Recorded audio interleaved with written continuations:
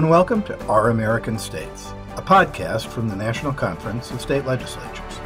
This podcast is all about legislatures, the people in them, the policies, process, and politics that shape them. I'm your host, Ed Smith. Nobody was predicting or anticipating the sort of debut of ranked choice voting being in the sort of high political pressure environment that we're having with a special election, and the New York Times, the Washington Post have written about it. Like, what are we at? 48 candidates, Santa Claus among them, and Sarah Palin. And that was Representative Jonathan Creese-Tompkins of Alaska, who's joining me on this podcast to discuss ranked choice voting. Until 2016, nearly every state used a similar system to vote, a system called plurality voting. A voter picks one candidate in each race, and the candidate that receives the most votes wins. Then Maine enacted a new system called ranked choice voting for the November 2016 election. Now Alaska's joined Maine and will use ranked choice voting for the first time this year, as well as a new open primary system in which the top 4 candidates advance to the general election. Creese-Tompkins talked about how Alaska came to adopt the system and the challenges and costs it posed to the state's election administrators. Note that we talked the day before Alaska's open primary on June 12th. My second guest is Ben Williams, a principal in NCSL's Elections and Redistricting program, an author, along with an advisory panel, of a new report on ranked choice voting that will be published in July. He discussed the national landscape for the new approach to voting and some of the information they discovered in surveying election administrators around the country. Here's our discussion, starting with Representative Creese-Tompkins. Representative, welcome to the podcast. Thanks so much for having me, Ed. Hey, so we're going to talk about ranked choice voting, and I wonder if you could start out describing how Alaska adopted ranked choice voting and what role you played in that. Yeah, Alaska adopted ranked choice voting in 2020 by ballot initiative by a sort of hair on one's chinny chin margin of 51-49.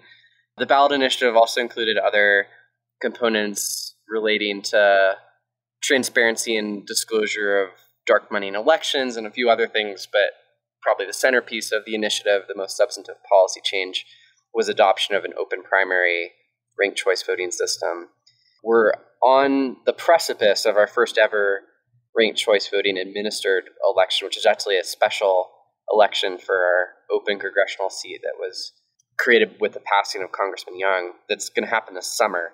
And I think the only other thing I'd add is Alaska, as with the state of Maine, has had a history of three-way races, whether it's because there's been a strong third-party or independent candidate or sort of a disaffected Republican as well as a mainstream Republican, just all sorts of unconventional mixes that have created spoiler effects and unwieldy electoral dynamics. And so I think to some extent in Alaska, that electoral history sort of created an orientation and an appetite for potentially creating this new election system, which arguably manifested with the passage of the initiative.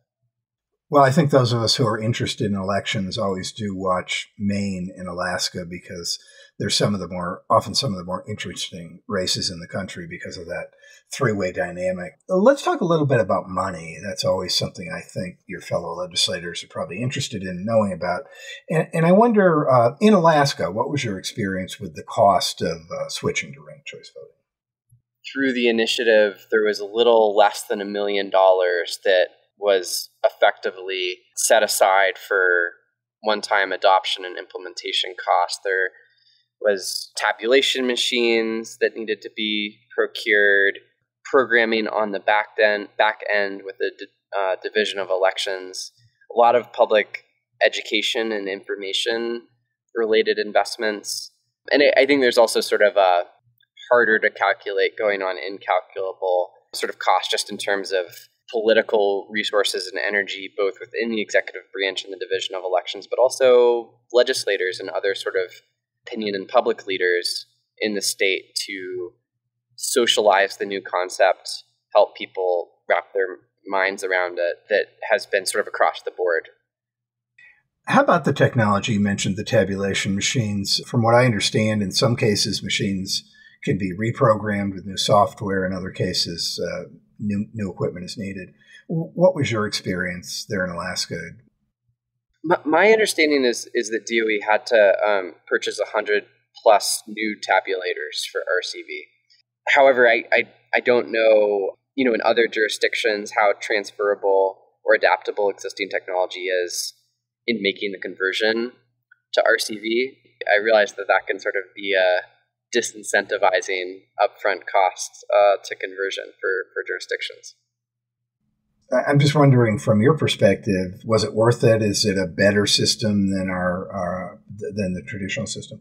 I should disclose my colors, I guess, in that I was a proponent of the ballot initiative, a proponent of ranked choice voting, and I, lent my name and sort of, beat the rah, past the initiative drum a little bit, although there were others who did vastly more than myself when the initiative was going to voters in the 2020 cycle. I guess the other hat that I've worn is that for the last 6 years, I've chaired or co-chaired the committee in the Alaska House that has jurisdiction over elections. And so we have held a couple of informational hearings on the subject of ranked choice voting, I think largely to sort of provide a forum for the division to get information out to the public, out to decision makers and legislators. I've sort of had different, relationships to the initiative, but as far as how it's working, I'm cautiously optimistic. Nobody was predicting or anticipating the sort of debut of ranked choice voting being in the sort of high political pressure environment that we're having with a special election, and the New York Times, the Washington Post have written about it. Like, what are we at? 48 candidates, Santa Claus among them, and Sarah Palin, and the whole. Some very high-profile candidates for sure. I think that's notable in two ways. I mean, certainly that's an atypical. Most even statewide races in Alaska do not have 40 plus candidates on the ballot. So that's a really sort of edge case, I guess, for ranked choice voting to debut. Although I don't really anticipate it to sort of challenge the system in any fundamental way. The second thing, though, is Division of Elections, had a huge task in front of itself to make this transition in time for the the primary and general election as normally scheduled. And that was going to be, a big lift in and of itself. And then boom, special election just kind of falls out of the sky. And so Division of Elections is, having to work triple time basically to pull this off. So we'll find out shortly really how it performs on an administrative and technical level. Although in my sense is there haven't been any warning bells that there's stuff falling through the cracks or there's sort of administrative mishaps. Basically, the sort of lack of news, I think, is good news so far. Primary results for the special election are just around the corner. I think it's sort of premature to have any assessment until we get through this special election cycle. I would think you might have to see this system in operation for a few cycles before you'd want to draw any conclusions about its effect on, for example, having a moderating effect on the candidates, which is sometimes suggested as a possible outcome of that, in the same way that the so-called jungle primary in California is supposed to bring that about. Let me ask you about ballot design, particularly when you just told me you've got 48 candidates for that House seat. What kind of a challenge has that been for your elections division? Ballot design, even in a non-ranked choice voting context, is incredibly important, as we've seen in, unfortunately, some negative examples from across the country. There's been a collaborative process with DOE on ballot design, and I think everybody seems happy. So the organization behind the initiative, I think to their credit, has not just said, we got the initiative passed, peace out, we'll see you down the road, but has maintained a presence and continued to invest in public education, and also maintained a collaborative relationship with the Division of Elections, including on questions like ballot design. That has proceeded copacetically. Everybody seems happy, and Division of Elections has a process whereby they share draft ballot design with parties for consultation. So far, so good. It hasn't proven to be a bugaboo, at least up here. Let me move on to something we talked about before we started, which is voter education. As I was saying, I think it's sometimes a little bit of a difficult thing to wrap your head around how it works. And I wonder what kind of approaches you folks are taking up there to just try to give people more information about what they'll see on their ballot. That's been an all-hands-on-deck effort. A lot of public officials, myself included, have tried to sort of chip in by using different platforms or bully pulpits to get the word out. The organization I referenced previously, which is now under the banner of Alaskans for Better Elections, has, I think, probably invested over 7 figures in public education and outreach, traveling to regional conferences, to sports and cultural events, to the state fair, to you name it, just to sort of be as omnipresent as possible and familiarize Alaskans with what is coming. And then I think Division of Elections has done a good job, given the circumstances, of getting the word out and sort of having people be familiar with the approach. The Division of Elections ran a mock election under the RCV sort of paradigm with, I think, like, vote for a moose or a caribou or a halibut or a salmon or et cetera. Sort of did that dry run. And again, with all of the investment and outreach that's happening, haven't heard any warning bells. I haven't had stray conversations with constituents or people in my district, who are just completely befuddled and feel like, somebody's speaking Greek at them. But it's all anecdata. And, I think the rubber will meet the road when we have the special election, general election, and people actually have to fill out the ballot. Well, it sounds like having an assertive nonprofit partner has been helpful if they're putting that kind of money and that kind of effort into educating people. So that might be a good thing for people in other states to keep in mind that that is, as you say, an all-hands-on-deck effort. So we've certainly heard an awful lot about auditing elections in the last 2 years. How does auditing an election work here? That's come up with the Division of Elections in hearings in my committee, actually, and the division doesn't foresee any problems. I could be confusing issues a little bit because we were looking at actually kind of an overhaul of different audit processes and laws, perhaps as a part of the broader conversation that you alluded to in Alaska, although ultimately nothing came of that. We almost got something across the line, but didn't quite. The division hasn't attested to any problems on executability of it. So, full steam ahead. I think there's a perception, particularly after the New York City mayor's race, that using ranked choice voting slows down the results. And I wonder if you think that's going to be the case, if you think it can be improved, or maybe that was just a case with the New York City Elections Office. It's so unfortunate to have New York City as a prior. In Alaska, we should know the results when all eligible absentee and question ballots are counted, and that's 15 days after the election. So that is a delay. In Alaska, we also have a law that I think is a prohibition on counting any absentee ballots prior to election day, i.e. sort of getting a head start. So you basically preempt any lag period. I'm pretty certain that's currently the law in the books. We didn't end up changing that, although we were contemplating doing so. So yes, on the lag, but hopefully without the confusion and mayhem that existed in New York City. I think at the very least, having known unknowns or sort of certainty about what the process and the timeline looks like, so there's not such guesswork involved. So seeing what you've seen so far in Alaska, with you talked about your election division, what kind of challenge should election administrators in other states expect if their state decided to go this way? The biggest hurdle, and these might be, famous last words, because the special election or the general election could go sideways in ways that I'm not anticipating in this moment. The biggest hurdle, I think, is political, which also has sort of been the forum that I've been most involved in. And that sort of wrapping one's head around the concept and understanding or attempting to understand how it shifts the electoral incentive structure in ways that one might like or one might not like, and different incumbent interests are going to react differently to that change in electoral incentives. Being halfway familiar with some other efforts around the country to adopt RCV, that is proving, I think, to be the highest hurdle in terms of additional adoption.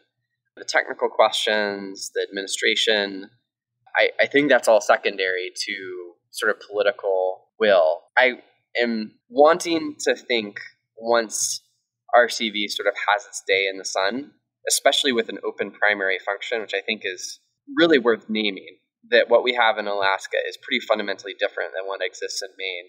When this open primary RCV structure has its day in the sun, that it will be really hard to sort of argue with how it sort of shifts the discourse, the Overton window, if you will, on electability and who wins elections, and if and how the median voter is well represented by their representatives. That sort of political puzzle and finding the political will and capital to get this across the line, I think, is the biggest question mark. I'm sure we'll all be interested to see what happens in the open primary, the runoff for the congressional seat, and then the general election. As we get ready to wrap up, I wonder what advice you'd share with colleagues around the country about ranked choice voting.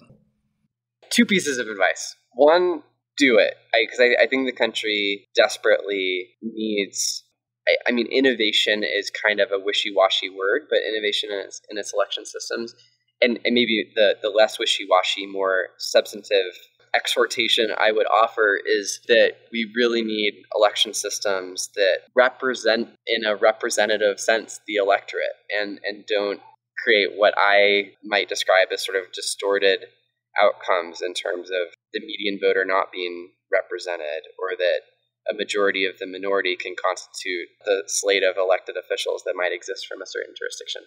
That seems really important, and I would really encourage colleagues around the country to sort of lean into that effort. And then I think number 2, if successful in getting this passed, that's, as the cliche goes, only half the battle. The follow-up, the outreach, the attention to detail and implementation is equally important, arguably more important, because if you fall flat on your face, that has such a chilling effect.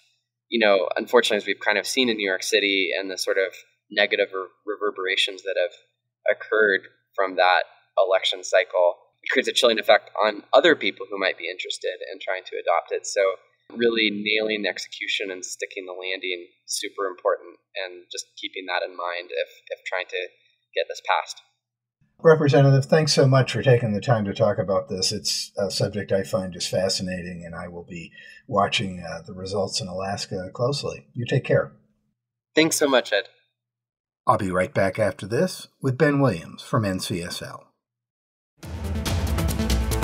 Rely on state legislatures' news on the NCSL website for the freshest takes on people, places, and policy. Find out what states are doing about the biggest issues of the day, and check out the Across the Aisle and My District features for compelling stories of bipartisanship and special places and events. Make SLN your daily go-to for all the hottest legislative topics and trends. Just click on the News tab on the NCSL website, www.ncsl.org.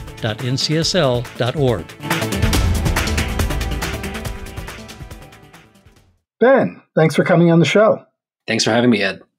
So, Ben, earlier in the program, I spoke with Representative Creese Tompkins of Alaska, and he explained how ranked choice voting has worked in that state. First question in my mind, which is, where else is it being used? And I've read a story here, a story there in the news about it, but could you break that down for us and tell us, is it becoming more popular?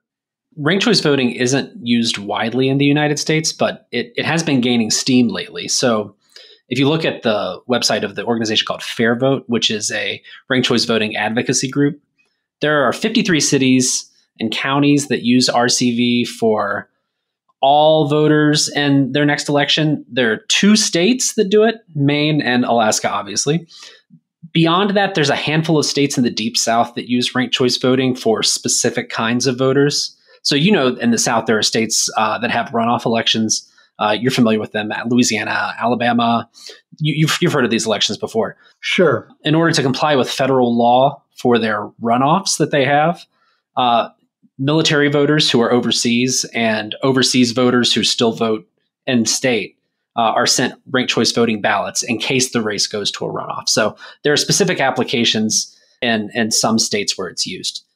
So you may look at that 53 plus 2 plus a handful of specific applications and think that's not a huge number, right?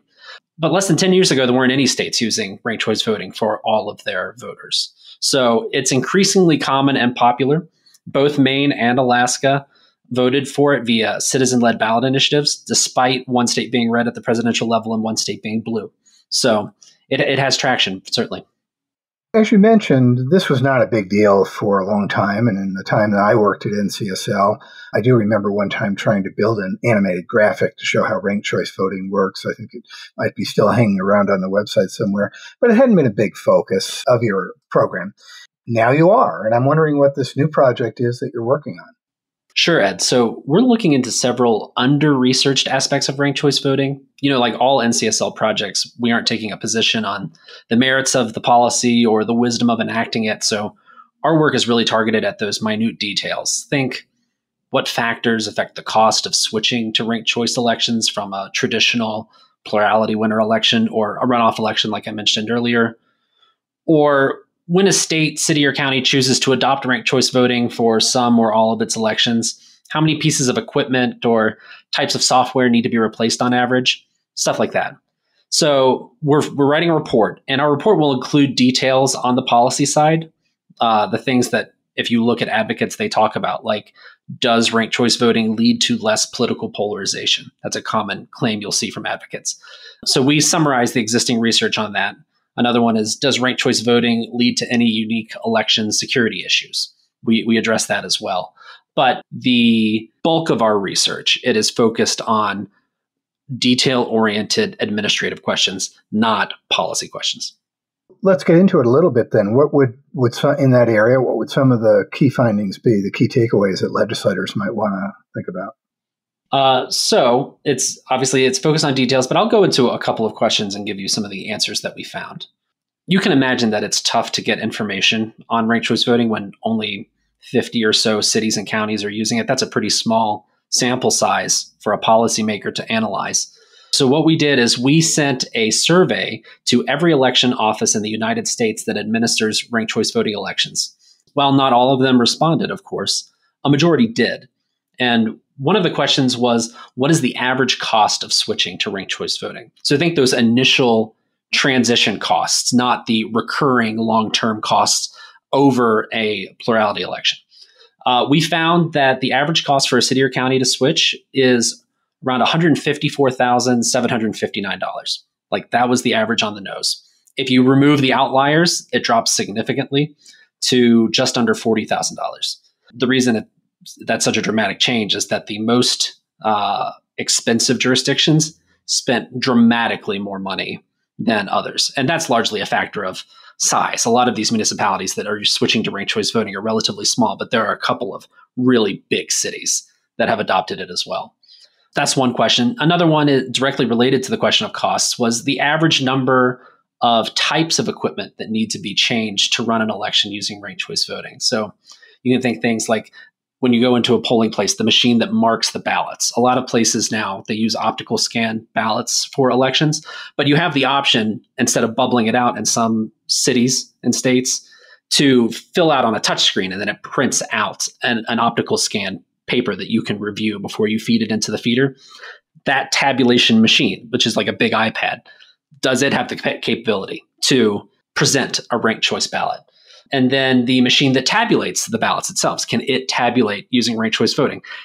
Even if it has the physical capability in terms of the size of the scanner, does the software in it, can it be swapped out for something that can tabulate ranked choice voting? It's not always the case that there's interoperability here. We found that on average, the tabulator was the most common piece of equipment that had to be switched out. That's the weak point for jurisdictions thinking about switching to ranked choice voting. A majority of our respondents said they had to change that to be able to run an election using ranked choice voting. There's a few cities and counties that had to change their ballot design software or their ballot printer, but that was a minority. That was not as big of an impact. A third question, keep in mind there were over 20, so I'm only giving the listeners a taste of three. Things like staff time. How much extra time and effort did an election office's staff put into things like ballot design. So if you think about it, a ranked choice voting ballot is inherently more complicated than a traditional election ballot. So in a typical American election, the candidates' names are listed on a column or columns with a single bubble next to their name. And sometimes it's a touchscreen and you hit a square. But in general, this is how it works. You make a selection next to a name. In a ranked choice election, that's not the end of the process. So you have to have bubbles for every candidate to have, for the possibility of that candidate having a first, second, third, fourth, fifth choice vote, and so on, unless the jurisdiction limits the number of options that a voter is allowed to select.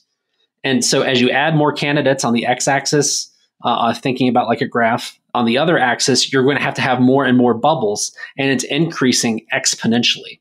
So if you had a ranked choice voting election with 3 candidates, there are 9 bubbles on the ballot. If you had it with 4, there would be 16, 5 candidates, 25, 8 candidates, 64. You can imagine how quickly this becomes a ballot design issue. Keeping all of that in mind, the thing that most voters typically don't think about is how many different types of election ballots there are. So in most states, we elect many different types of offices on a single ballot. You're all familiar with this. You've seen your member of Congress, your state senator, your state representative. If you live in a city, you have a city council member. You may have a school board or a water board. Some states elect judges. All of those are districted elections. And those district boundaries don't necessarily line up with one another. Oftentimes, each type of district is drawn with no regard to the other district boundaries that exist. And every single intersection of every single district line is a different type of ballot that a local election office has to send out to make sure that you aren't necessarily voting, Ed, for the wrong state representative. You're voting for the district you live in, but also your correct school board member and your correct county judge. I think most of us are able to get that ballot and fill it out and think, well, that was simple. But I'm beginning to appreciate the greater complexity of it from you, Ben. Please go ahead. Yeah, no, it's extremely complex, but not only is it complex, but you want it to be readable. I think every election official has this nightmare in their mind of being the election official in Palm Beach County, Florida in 2000, where you had that poor ballot design that led to some voters being confused. And then there was a problem where the voters couldn't punch the paper with the old punch card. That was the way I voted for the very first time, was with those punch cards, butterfly ballots. Those problem with hanging chads. Every election official wants it to be as simple and painless for the voter as possible. They really focus on a customer experience aspect. That means, though, if you're designing 4,000 different ballot types, every one of those 4,000 has to make sense and be clear. And so that's a lot of legwork, and ranked choice voting, and according to our survey results, does complicate that process. So it adds staff time. Boy, this is going to be a report that legislators, I think, who really did want to dig into the issue are going to be keen to read, because there are a lot of complications, as you say, in any election, but the user interface and the computational challenges that ranked choice voting presents sound formidable. I know you're holding a pre-conference the day before NCSL's upcoming August summit, which is going to be held here in Denver. Can you tell folks who may be interested in attending what they'll learn? For those who have never attended an NCSL summit, it's our biggest annual meeting. This year, it'll be August 1st through 3rd, as you just alluded to, and it's in our hometown, Denver, Colorado. So we're really excited to show folks our home city and where we live and why we love living here at the foot of the Rocky Mountains. But for most NCSL meetings of this size, there are a series of pre or post conferences that are held that are adjacent to the meeting. And those could be invitation only, or they could be open to the public. This is an open to the public meeting. We would like everyone who's interested to attend. You do not have to attend the summit to attend the pre-conference, although we certainly hope that you do. We think there's a lot of value in attending the NCSL summit, but this is open to anyone, and you don't have to register for the summit to attend our pre-conference on ranked choice voting. So it's going to be on Sunday, July 31st from 1 to 6 p.m. It'll be at the Convention Center, which is the same facility where the summit itself is going to be hosted. And we're going to be talking about what ranked choice voting is, whether it lives up to the promises advocates offer for why it should be adopted, and whether it's possible for states, cities, or counties to switch to it, notwithstanding the low cost that you just referenced. And we're going to ensure that folks have plenty of snacks and caffeine during the meeting itself. And to try to make it fun and more interesting, we're going to have a reception for that last hour from 5 to 6. And we're going to have hors d'oeuvres, and we're going to have a bunch of different cocktails and mocktails for people to try. And they can rank which one is their favorite using ranked choice voting, Ed. Very nice transition. And I can testify that the snacks at NCSL meetings are definitely first rate. You mentioned that the inspiration for this came from conversations with legislators at NCSL meetings. What about legislators who are interested in other projects? How do they get their ideas in front of your team and the possibility of you guys doing a deep dive? The best way is to just talk to us.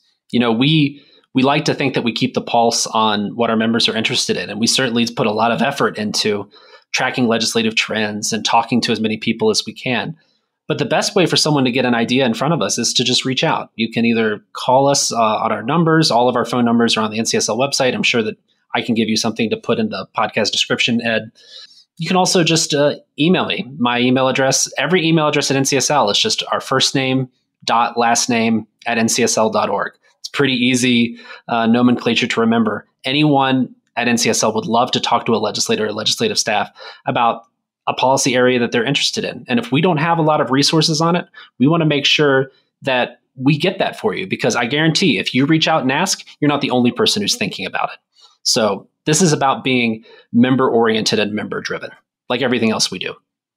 Well, Ben, thanks very much for taking a few minutes to talk with me about this emerging area of voting. It's really very interesting, and I have a feeling that we're going to be hearing a lot more about it. Take care. Thanks so much, Ed.